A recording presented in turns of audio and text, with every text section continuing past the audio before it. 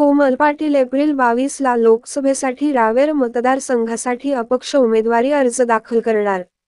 चोपडा तालुक्यातील चहाडी गावाचे रहिवासी BRSच्या महिला जिल्हाध्यक्ष कोमल बापूराव पाटील राहणार चहाडी तालुका चोपडा एप्रिल 22 रोजी अपक्ष उमेदवारी रावेर मतदारसंघातून दाखल करणार असल्याची माहिती दिव्य महाराष्ट्र न्यूजला दिली आहे।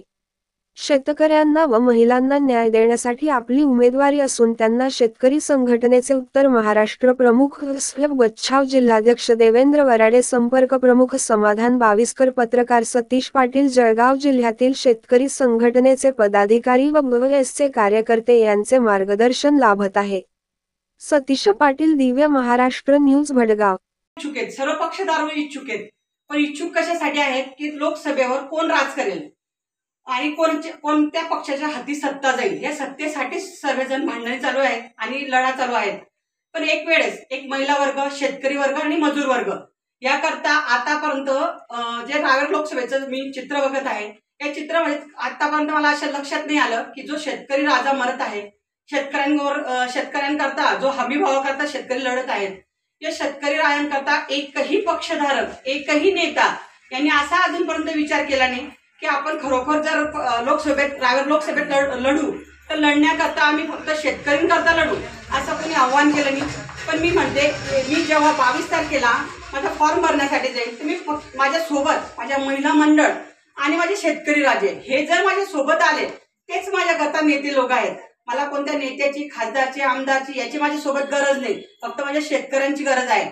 आणि येत्या लोकसभेमध्ये जेही उमेदवारी लढतील तो कितीही मोठ्या पक्षाचा असो, माझ्याहून 4 पटीने टक्करीला असो, त्यांना टक्कर देण्याची हिंमत घेऊन मी रावेर लोकसभेमध्ये घुसत आहे। आणि माझ्या महिला वर्गांकरता ज्या ज्या योजना येतील त्या योजना त्यांच्यापर्यंत घरोघरी जाऊन पोहोचेल।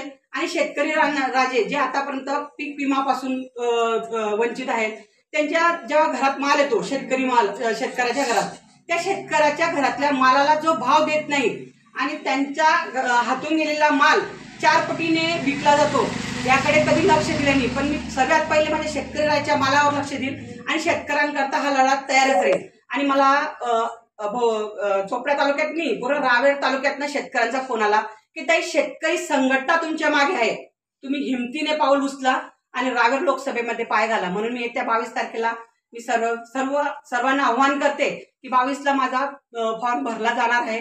आणि माझ्या महिला मंडळींचाच तुम्ही आवाज बघून आता समजाल की त्या सुद्धा इच्छुक आहेत की काहीतरी नवीन बदल पाहिजे।